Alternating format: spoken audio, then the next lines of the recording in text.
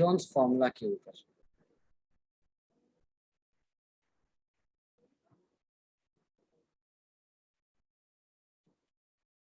क्योंकि आज माइक्रोफोन में कुछ प्रॉब्लम है, तो it is a one way communication, तो I won't be able to hear what you are saying. ठीक है, तो कल से हम इस चीज़ों को रेक्टिफाई करेंगे and then from tomorrow onwards we make sure that the communication is both ways. Now coming back to Heron's formula, ये क्या है? It is a method to calculate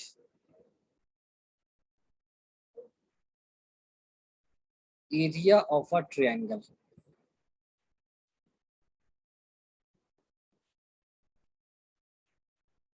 ठीक है, तो हीजॉन ने एक ऐसा एक फॉर्मूला दिया, एक कॉन्सेप्ट दिया, जिससे हम एक ट्रायंगल का एरिया बता सकते हैं। तो आप कह सकते हो कि इसमें कौन सी बड़ी बात हो गई, हमें तो ऑलरेडी पता है। जैसे मान लिया मेरे पास एक ट्रायंगल है एबीसी, ऐसे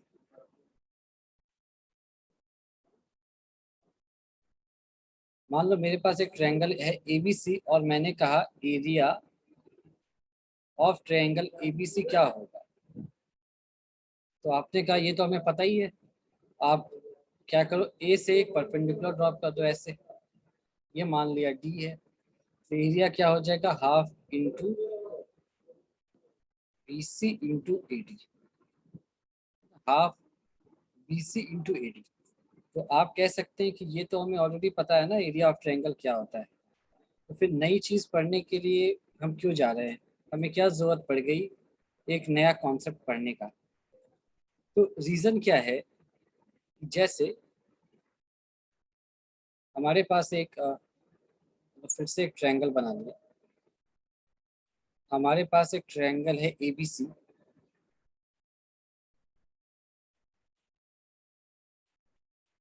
जिसके जो वर्टेक्स हैं या जो एंगल है वो capital A capital B capital C से रिप्रेजेंट होते हैं, और जो उनके साइड्स हैं वो स्मॉल ए बी सी से रिप्रेजेंट होते हैं या स्मॉल अल्फ़ाबेट से रिप्रेजेंट होते हैं।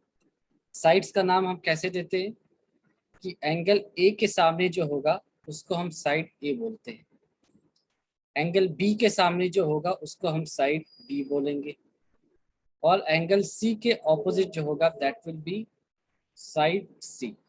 तो एंगल क्या हो गया कैपिटल्स में, और साइड्स क्या हो गए स्मॉल लेटर्स में, स्मॉल अल्फाबेट्स में। तो होपफुली यहाँ तक चीज़ें ठीक होंगी। अब मान लो कि हम एक जनरल ट्रायंगल का एरिया निकालना चाहते हैं, मतलब कि ना तो ये इक्विलैटरल है ना तो ये आइसोसेलेस है, हम जनरल बातें कर रहे हैं। वो ट्रायंगल कुछ भी हो सकता है, स्केलर, आइसोसेलेस और इक्विलैटरल। अब साइड्स ए बी सी दे रखा है आपको, और आपसे कहा गया कि आप एरिया ऑफ ट्रायंगल निकाल करके बता दो। तो आपने कहा कि कोई बात नहीं, मान लो कि एक स्केलर ट्रायंगल है, यानी कि कुछ भी इक्वल नहीं है। तो आपने एक अप्रोच दिया, ये तो कोई बात नहीं, हम इसको ऐसे सॉल्व कर सकते हैं। ये हो गया ए, ये हो गया बी, ये हो गया सी, ये हो जाएगा साइड बी, ये हो जाएगा साइड सी। आपने कहा कि ऐसा करो कि ऐसे एक परपेंडिकुलर ड्रॉप कर दो, ये डी है, इसको आप मान लो एक्स, बी डी को एक्स मान लो। तो ये क्या हो जाएगा, ए माइनस एक्स हो जाएगा। क्यों? क्योंकि बी सी क्या है, ए है, B C is equal to A है। तो अगर बी डी को अपन ने एक्स मान लिया तो सी डी क्या हो जाएगा, ए माइनस एक्स। अब आप कह सकते हो कि हम ऐसा मान क्यों रहे हैं, इसलिए मान रहे हैं क्योंकि हमें, हमारे पास अभी तक क्या है, एरिया ऑफ ट्रायंगल निकालने का ये बेसिक तरीका ही है, half B C into A D, केवल यही तरीका है, हाफ बेस इंटू परपेंडिकुलर है। तो बेस तो हमें पता है बी सी यानी कि ए, ए डी का लेंथ हमें निकालना है। तो ए डी कैसे निकाल सकते हैं, तो हमने लिख दिया A D is equal to under root A B square minus B D square, ऐसा कर सकते हैं। तो देयरफॉर AD की वैल्यू, AB क्या है C, तो C² माइनस BD क्या है X²। ये हमारा इक्वेशन 1 है। हमारे पास ABC नोन है, X एक अननोन है, तो अननोन क्वांटिटी को हमें एलिमिनेट करना पड़ेगा। कैसे करेंगे कि ये पहला राइट एंगल ट्रायंगल था, ये दूसरा राइट एंगल ट्रायंगल, तो इसको भी लिख लिया। यहाँ से भी हम AD लिख सकते हैं। यहाँ से AD क्या आएगा देखो, AC² माइनस CD², तो लिख लिया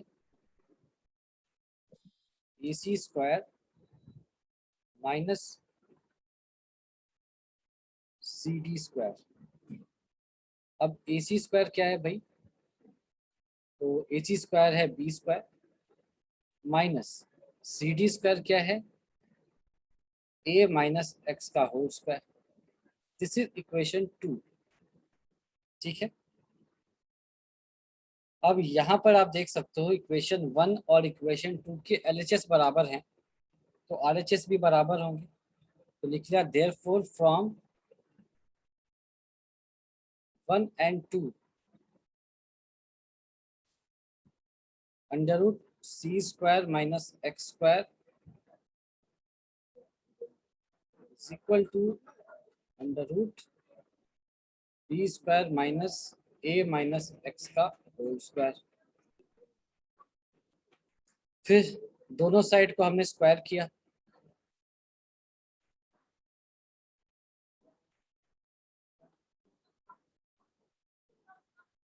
squaring both sides, C² minus X² is equal to B² minus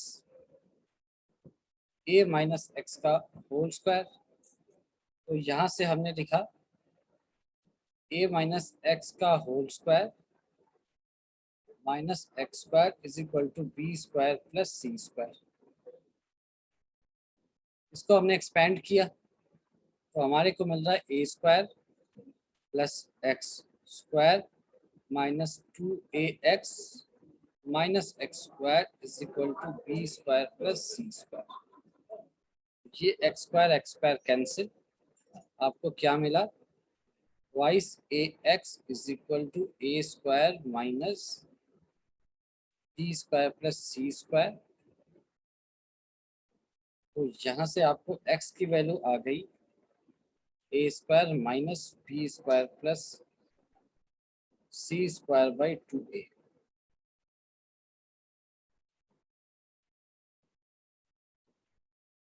अब आप देख लो आपको मिला क्या है, आपको ये मिल गया है X C मिल गया है, तो आप यहाँ से AD निकाल सकते हैं पाइथागोरस थ्योरम से। X की वैल्यू को आप यहाँ पुट कर दो तो AD की वैल्यू आ जाएगी ऐसे करके। पर आपको दिखाई दे रहा होगा कि आप यहाँ से फिर X निकालेंगे, मतलब AD निकालेंगे, X तो निकल गया है, फिर आप क्या करेंगे half into AD into BC। तो आपको ये दिख गया होगा कि अगर आपको एक स्केलेन ट्रायंगल दे दिया जाए और उसका एरिया निकालने को कहा जाए तो ये कितना कॉम्प्लिकेटेड है। जो हमारा हाफ बेस इंटू हाइट वाला मेथड है उससे ये कहानी कितनी लंबी हो जाएगी। आपको दो राइट एंगल ट्रायंगल्स बनाने होंगे, AD को कॉमन रखना पड़ेगा, फिर उसको सॉल्व करना पड़ेगा स्क्वायर करके, फिर वहां से BD या CD की वैल्यू आएगी, फिर उसको पाइथागोरस थ्योरम में रख करके वापस से आपको AD निकालना पड़ेगा, फिर उसके बाद half into AD into BC करना पड़ेगा। यानी कि ये बहुत ही टीडियस काम है, और अगर एग्जाम में आ गया तो शायद एक या दो क्वेश्चन ऐसे आ गए तो इनको ही करने में हमारा पूरा समय निकल जाए। तो ये तो मैंने आपको फील लेने के लिए इतनी सारी बातें बताई, आपको एग्जाम में ऐसा करना नहीं है, हमें ऐसा करना नहीं है। ये तो आपको दिखाया गया है कि कितना कॉम्प्लिकेटेड है, और इतना कॉम्प्लिकेटेड है इसीलिए हम ऐसा नहीं करेंगे, है ना। अगर आसान होता तो ऐसा ही करते, तो फिर करेंगे कैसे, है ना। फिर आपने पूछा कि भाई ऐसा करेंगे नहीं तो फिर करेंगे कैसे, क्योंकि अगर एरिया ऑफ ट्रायंगल निकालना है तो निकालना है फिर, अगर एक ट्रायंगल है जिसके 3 साइड्स हैं तो एरिया तो होगा ही कुछ ना कुछ, तो निकालेंगे कैसे? तो हीरोन ने क्या किया, इन सारी चीजों को पेरीमीटर एंड सेमी पेरीमीटर्स के टर्म्स में लिखा, सेमी पेरीमीटर्स के टर्म्स में लिखा। तो पेरीमीटर क्या होगा, पेरीमीटर ऑफ ट्रायंगल एबीसी क्या हो जाएगा? तो पेरीमीटर का मतलब क्या होता है कि जो भी हमारे को फिगर दे रखा है, सर्कल है, ट्रायंगल है, स्क्वायर है, रेक्टेंगल है, जो भी है, उसमें से किसी भी एक पॉइंट को हमने पकड़ा, मान लो पॉइंट ए को पकड़ा, और जो इसका पेरिफेरी है इस फिगर का उस पर चलते गए, और कब तक चलते गए, जब तक कि वापस अपने स्टार्टिंग पॉइंट पर नहीं पहुंच जाते। मतलब वापस से जब तक अपने स्टार्टिंग पॉइंट पर नहीं पहुंच जाते हम चलते रहेंगे। जो टोटल डिस्टेंस कवर किया हमने अराउंड द पेरिफेरी, उसी को हम पेरीमीटर कहते हैं। तो इस हिसाब से पेरीमीटर ऑफ ट्रायंगल एबीसी क्या हो जाएगा, हम सबसे पहले AB पर चलेंगे, तो AB plus BC plus CA, ये क्या हो जाएगा आपका C plus A plus B और A plus B plus C। तो ये एक इन जनरल किसी भी ट्रायंगल का पेरीमीटर होता है A plus B plus C। तो फिर आप सोच सकते हैं कि सेमी पेरीमीटर कितना होगा।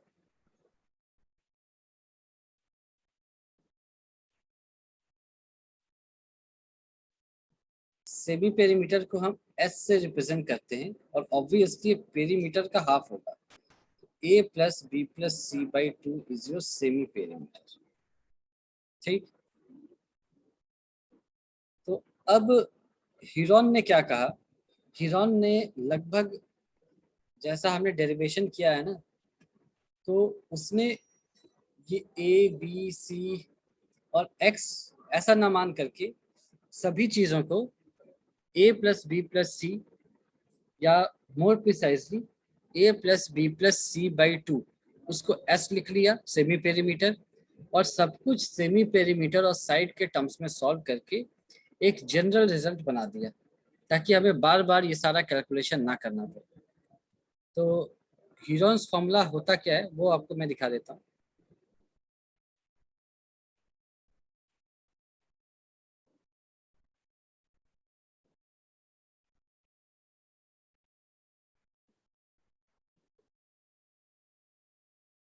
इसको कई जगह हीरोज फॉर्मूला भी बोलते हैं।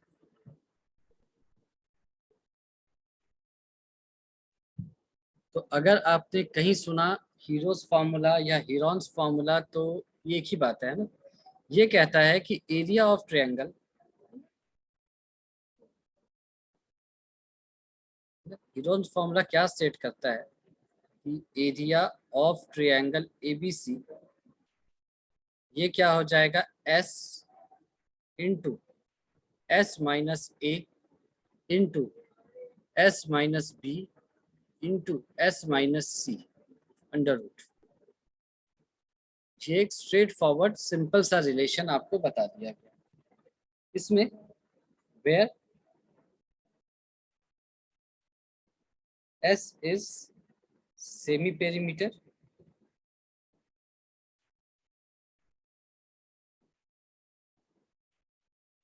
और सेमी पेरीमीटर हमें पता है क्या होता है, A plus B plus C by 2 and A B C are sides of the triangle,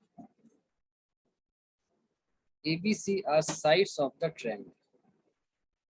तो यहाँ पर हमारे को 3 साइड्स दे दिए गए और हमें कोई फर्क नहीं पड़ता कि ये जो ट्रायंगल बनेगा उसका नेचर क्या होगा, चाहे वो इक्विलेटरल बने, चाहे वो आइसोसेलेस हो, चाहे वो स्केलन हो, सेम रिजल्ट से किसी भी नेचर के ट्रायंगल का एरिया हम आसानी से निकाल सकते हैं।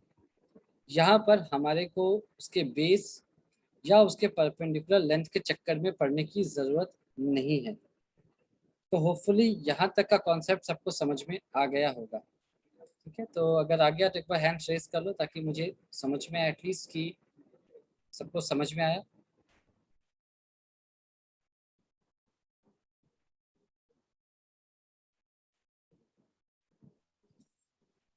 चलो ठीक है, गुड। तो हम इस पर बेस कुछ क्वेश्चंस कर लेंगे तो आपको ये और ज़्यादा अच्छे से समझ में आ जाएगा।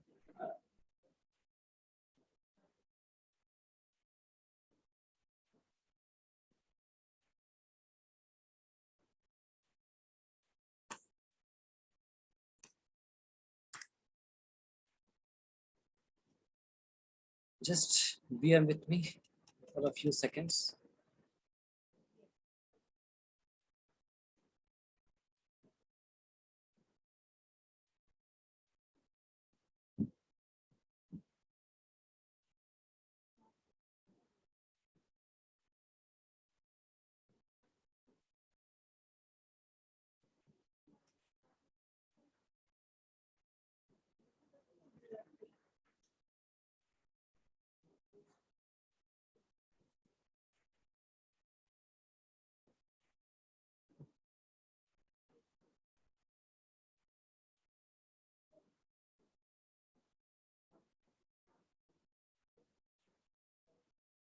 Heron's formula, yes.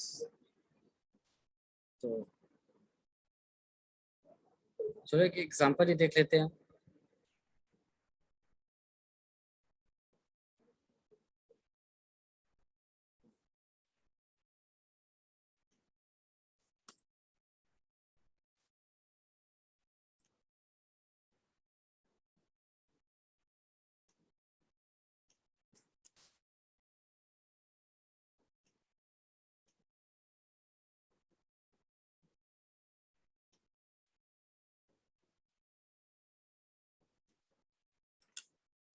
ठीक है, ये कहता है कि find the area of a triangle two sides of which are this and this and the perimeter is this much. ठीक है, ये फिगर दे रखा है पर उसकी जरूरत नहीं पड़ेगी, हमने खुद से बना लिया।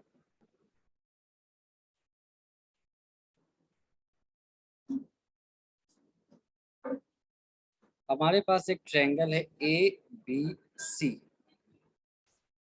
तो उसने कहा कि भाई मान लो कि ये 8 है ऐसे, ये 11 है और पेरीमीटर आपका 32 है। तो let a is equal to 8, b is equal to 11, c हमें पता नहीं है, कोई बात नहीं। Given a plus B plus c is equal to 32, ये दे रखा है आप। तो 8 plus 11 plus c is equal to 32, this implies 19 plus c is equal to 32। तो यहाँ से सी की वैल्यू आपको दिखाई दे चुकी होगी, ये 13 आएगी। ठीक है, तो ए की वैल्यू हो गई 8, b is 11 and c is 13। ठीक है, सो फार सो गुड। अब एरिया निकालने के लिए हमें एस चाहिए। नाउ एस क्या है, A plus B plus C by 2, और A plus B plus C आपको 32 दे रखा है, तो बस पुट कर दो। 32 by 2 that is equal to 60। तो अब आपके पास जो जो वैल्यूज हैं उसको एक साथ लिख लो। ए की वैल्यू है 8, बी की वैल्यू है 11, सी की वैल्यू है 13 और एस की वैल्यू है 60। ये सारे डेटाज हैं मेरे पास और एरिया निकालने के लिए this is more than enough, इतना काफी है। तो निकाल लिया। Therefore, area of triangle ABC is equal to S into S minus A into S minus B into S minus C, और ये सारी चीजें अंडर रूट रहती है। इसको आप नहीं भूलेंगे कि ये सब स्क्वायर रूट के अंदर है। तो एस की जगह लिख दिया 16, फिर 16 माइनस 8, 16 माइनस 11 और 16 माइनस 13, ऐसा हमने लिख दिया। अब इसको सॉल्व किया, क्या क्या मिला, 16 इंटू 8 इंटू 5 इंटू 3, ऐसा कुछ मिला है। तो हमें क्या चाहिए, जितने फैक्टर्स हम निकाल सकते हैं बाहर उतनों को निकाल लिया। ये हो जाएगा 2 टू द पावर 4 इंटू 2 का क्यूब यानी 2 स्क्वायर इंटू 2 इंटू 5 इंटू 3, ये सब अकेले अकेले बच गए। इधर आ गया आपका 2 to the power 6 into 10 into 3 30,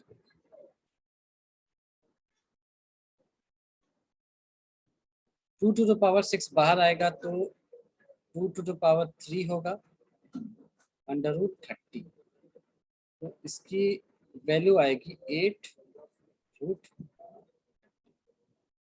this is your answer. ठीक है, तो हमने एक बार चेक भी कर लिया, सही है क्या। 8 root 30 obviously centimetre square, unit भी लिख दिया हमने।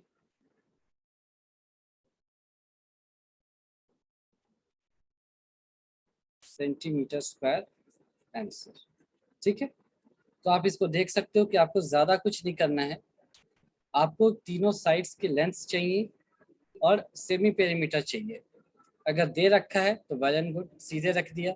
अगर नहीं दे रखा है तो क्वेश्चन में कोई और इंफॉर्मेशन ज़रूर होगी जिससे कि आप ये निकाल पाएंगे। फॉर एग्जांपल यहाँ पर पेरीमीटर है तो 2 से डिवाइड करेंगे तो एस निकल आएगा।